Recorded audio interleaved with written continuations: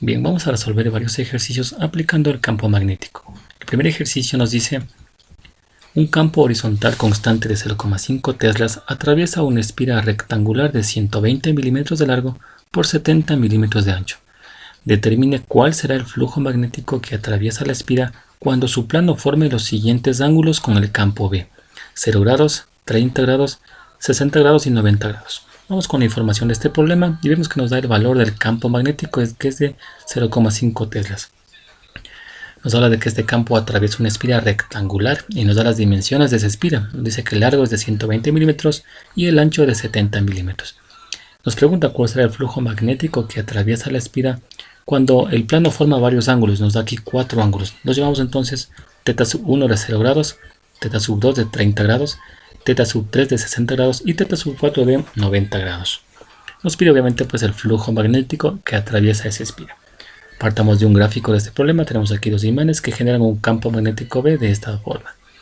Nos dice que este campo pues atraviesa una espira rectangular y nos pide pues determinar el flujo magnético a través de esa espira cuando forma pues 4 ángulos. Primero un ángulo de 0 grados, es decir que la espira se encuentra de esta forma. Y luego va formando ángulos de 30, 60 hasta un ángulo de 90 grados, a ubicarse de esta forma. Entonces nos pide calcular el flujo para esos 4 ángulos. Partamos entonces de la ecuación del flujo magnético, que es la siguiente. Flujo magnético es igual a campo magnético por el área y por el seno del ángulo comprendido entre la dirección del campo y el plano de la espira. Vemos entonces que el campo magnético nos dan como dato es de 0,5 teslas, pero el área pues justamente no conocemos. Pero conocemos obviamente las dimensiones de la espira, lo que nos va a permitir calcular justamente el área. Primero vamos a pasar esas dimensiones que están en milímetros a metros. Sabiendo entonces que pues milímetros equivalen a 1 metro. Aquí se puede simplificar los milímetros y nos queda pues un valor de 0,12 metros para el largo. Y en el ancho lo mismo. Aquí nos cancelamos los milímetros y nos queda pues un valor del ancho de 0,07 metros. Bueno, entonces vamos a calcular el área de la espira, pues lo hacemos con la ecuación de largo por ancho. Aquí reemplazamos los valores y al hacer el cálculo nos da un área de 0,0084 metros cuadrados. Entonces ya podemos aplicar justamente esta ecuación del flujo magnético para cada uno de los ángulos. Empezamos con el ángulo 1 y calculamos pues un flujo magnético 1. Para ello reemplazamos el valor del campo, del área y del ángulo 1, que es justamente 0 grados. Esto nos va a dar pues un flujo 1 de 0 Webers. Para el flujo 2 reemplazamos obviamente el ángulo 2, que sería 30 grados. Lo demás va pues igual y nos da pues un valor de 0,0021 Webers para el flujo 2.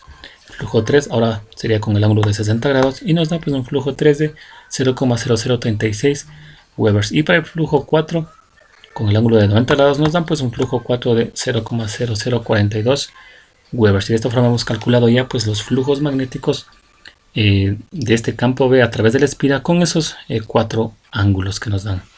Pasamos a un siguiente ejercicio que nos dice: una espira circular de 10 centímetros de radio está orientada de manera que su plano forma un ángulo θ con un campo B de 0,6 teslas.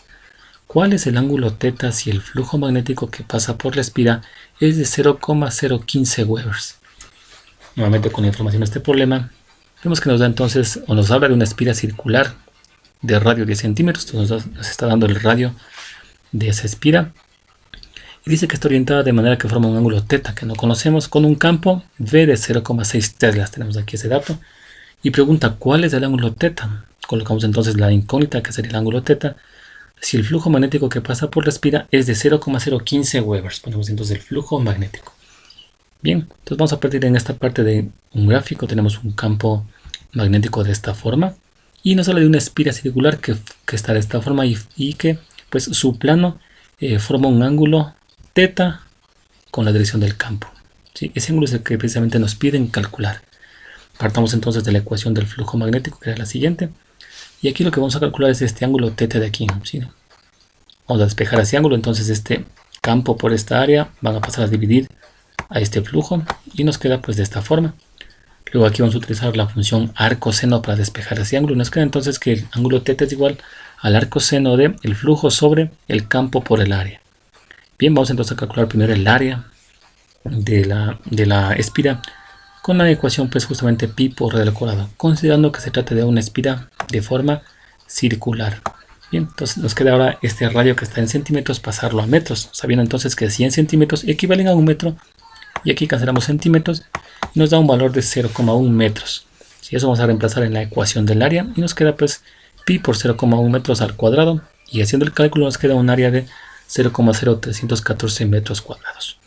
Bien, entonces ya podemos aplicar entonces esta ecuación para calcular el ángulo que forma pues el campo magnético con el plano de la espira.